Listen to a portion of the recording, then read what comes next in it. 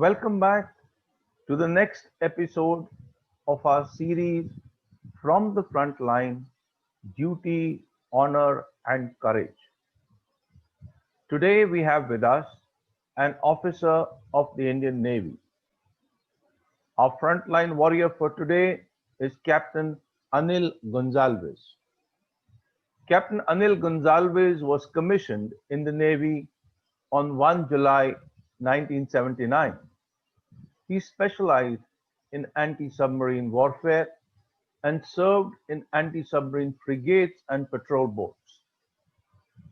He was an instructor and chief instructor at the ASW school and later Fleet ASW officer.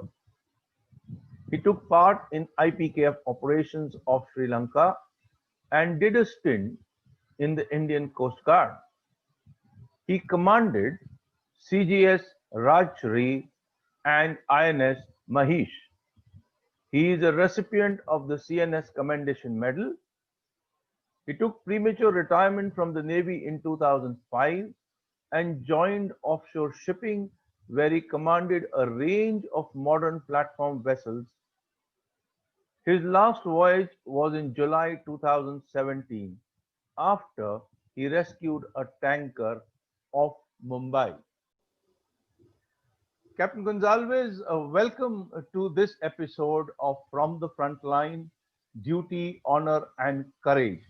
It is our honor to have you on this show. Thank you, Ashwini, for giving me this opportunity.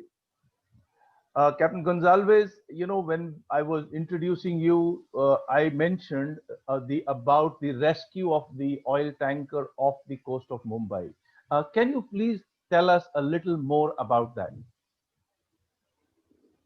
Well, it was a normal working day for a ship at anchor which was carrying out its repairs. And when I heard this call, an SOS call.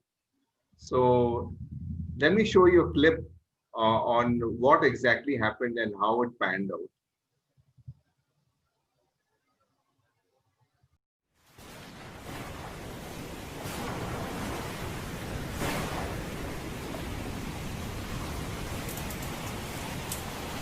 Hi. This incident relates to the rescue of an oil tanker of Mumbai harbour. But before I begin the narration, I would like to add a disclaimer as follows. Please note that the names of people, vessels and shipping company have not been mentioned, since the purpose of this video is to highlight an act beyond the call of ordinary duty. After leaving the Navy, I joined offshore shipping and was fortunate to command some of the frontline ships in the oil sector. These ships were platform support vessels and had the state-of-the-art equipment fitted on board.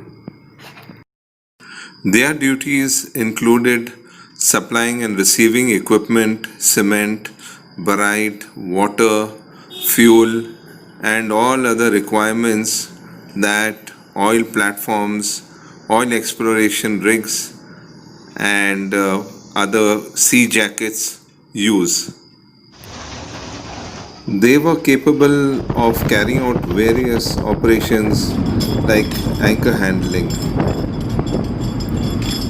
This is a clip of our anchor handling operation on board. These anchors are used to moor oil exploration ships.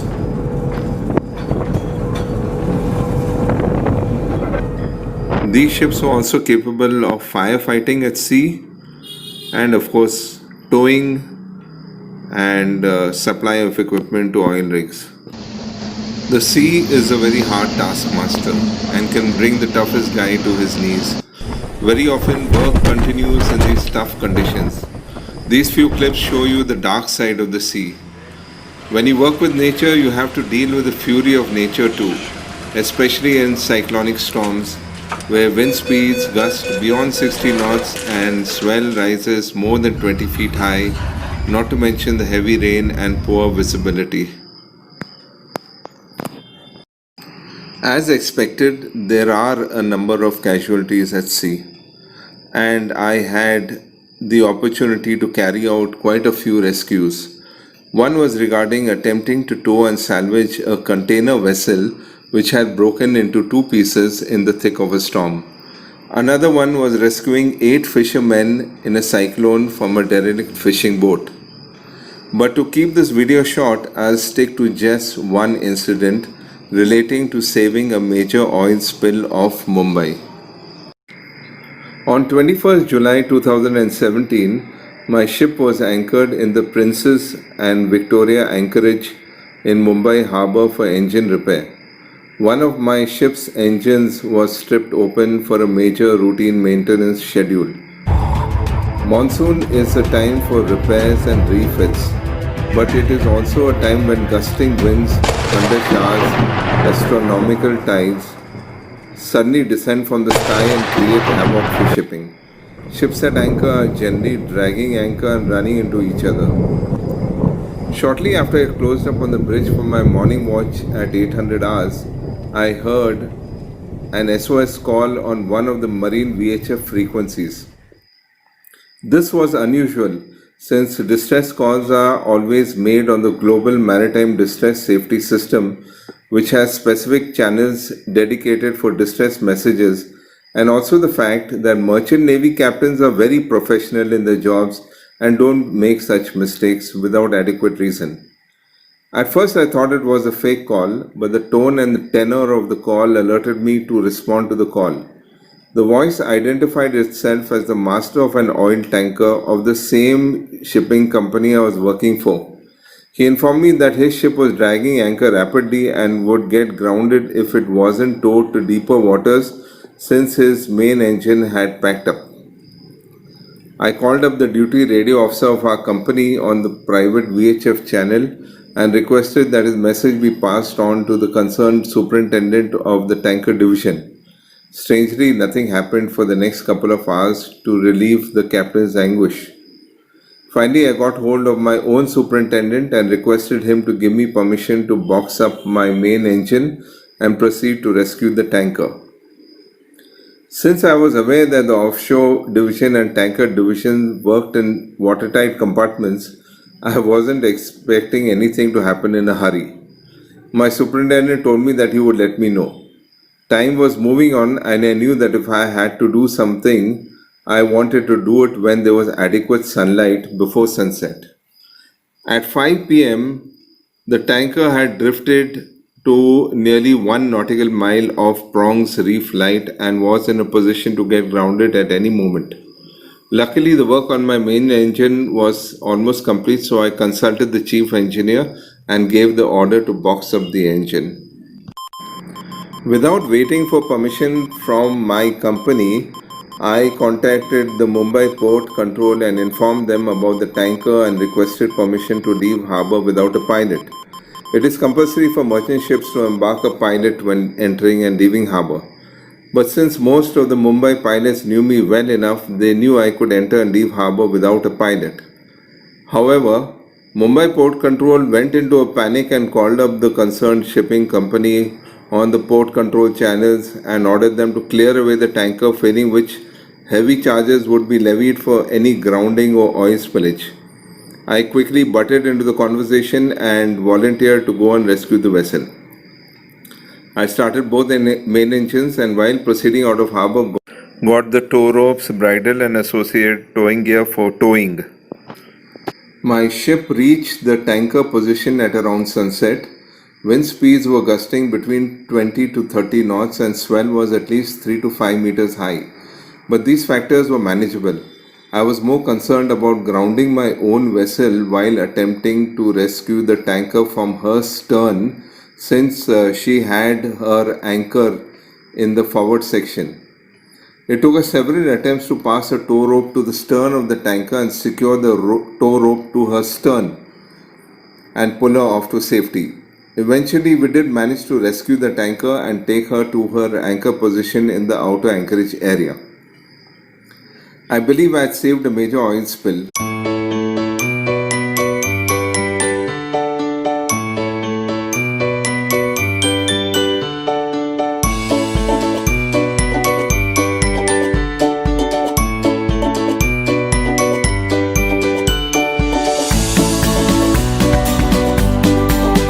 The entire management committee sent me letters of appreciation, which really made my day.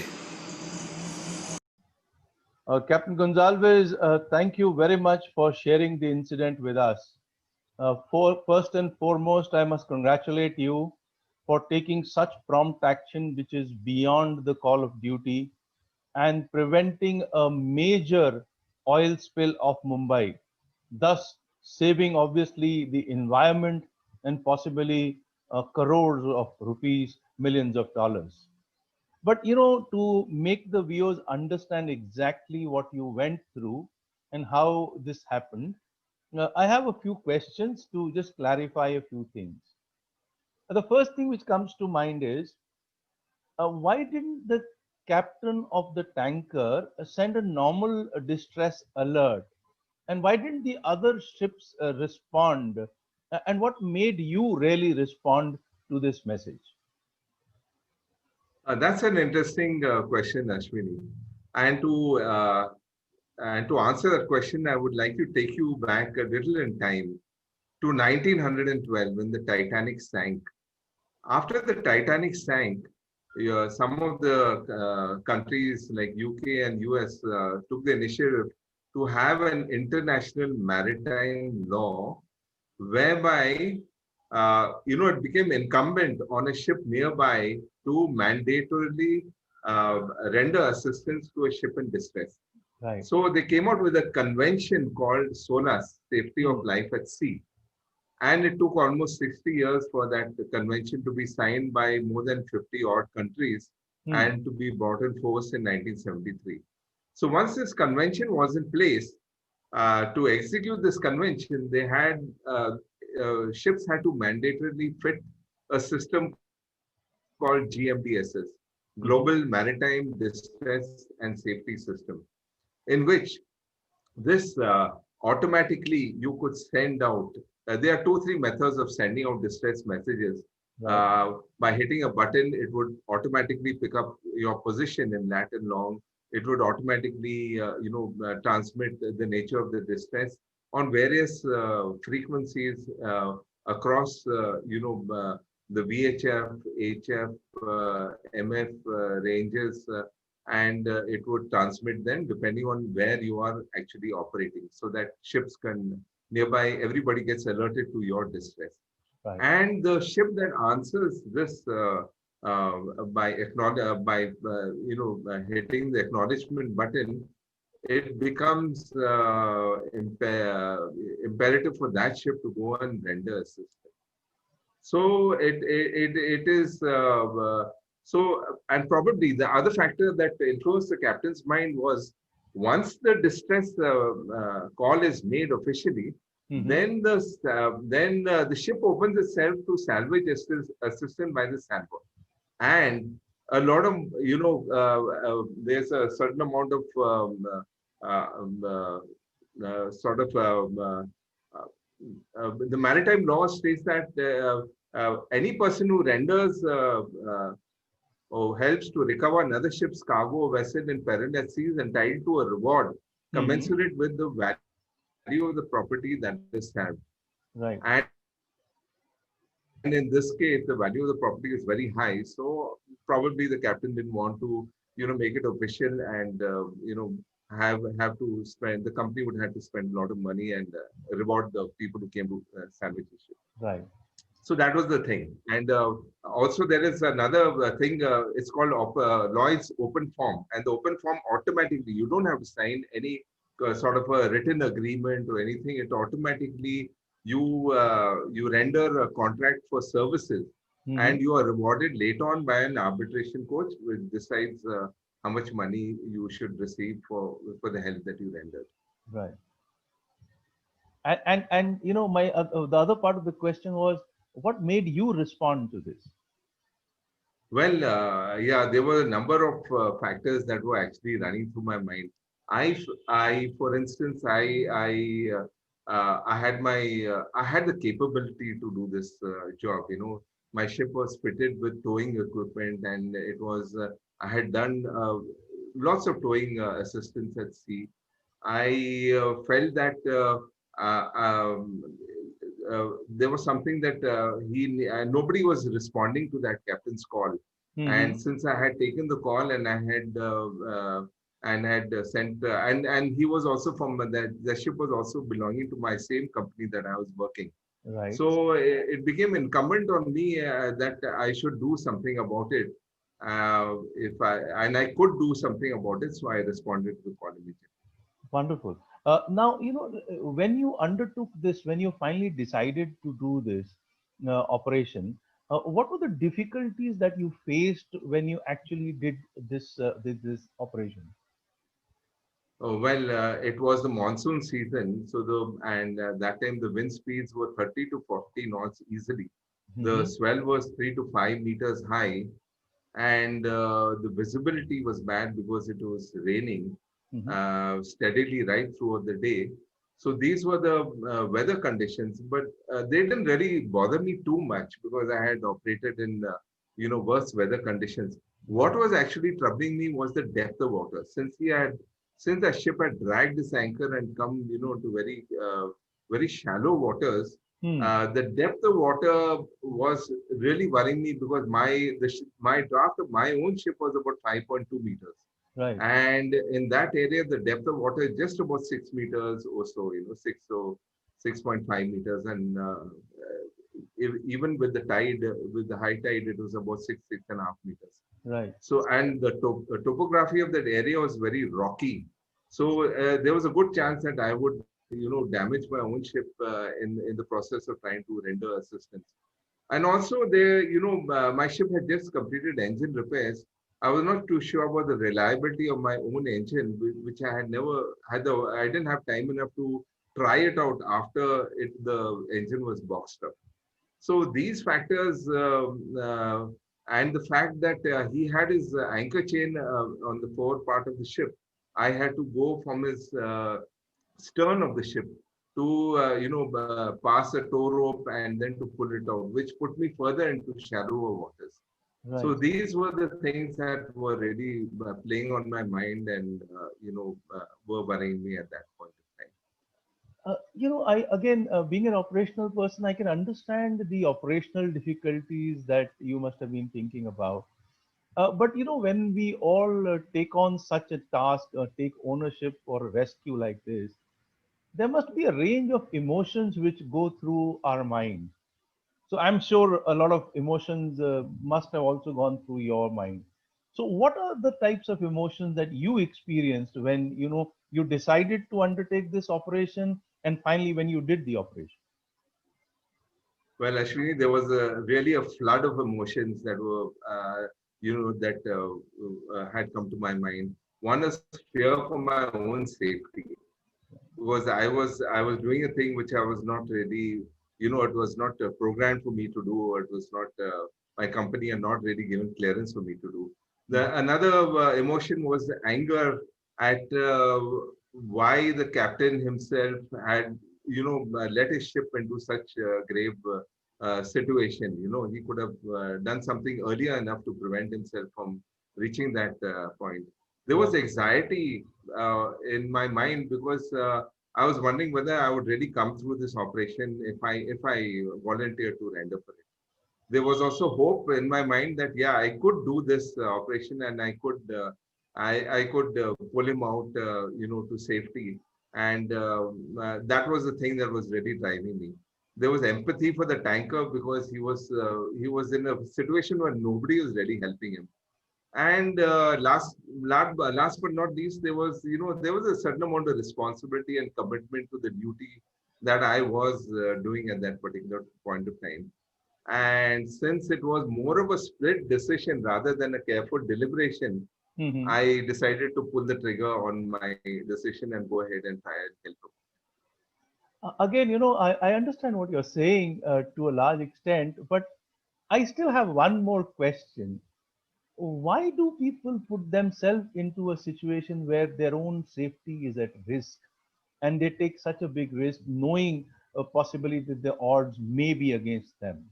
What would you say about that? That's a good question, actually, and people have tried to explain it with this, with a thing called the science of altruism. Mm-hmm. And in layman's term, it is something like, why would volunteers or total strangers travel all the way to Africa to save people from, say, the Ebola sickness? It is something that you would like to give back to society. It is something that if you have the capability to do it, you would like to do that kind of a thing. And in most of these cases, actually, it is more of the thinking is more intuitive. You just have a couple of seconds in which you have to decide, depending on, you do a split second analysis in your mind, whether you're capable of doing that particular job or not. And you put your best foot forward and you try and, you go in headlong into that thing to do what is best, what is best in your mind. So I think that is how people end up normally doing this kind of work. Captain Gonsalves, thank you very much for being so forthright and sharing this incident with us. I'm sure people who would go through this or listen to this would see how we take ownership of a situation, and despite there being so much of risk, we go beyond the call of duty so that we can help others and then get them out of trouble. Once again, kudos to you for having taken that decision and having rescued that ship or taken that ship out of that situation and rescued the environment. Thank you very much for joining us for today's episode. Thank you, Ashwini. It was a pleasure to represent myself on your channel. Thank you very much. Thank you.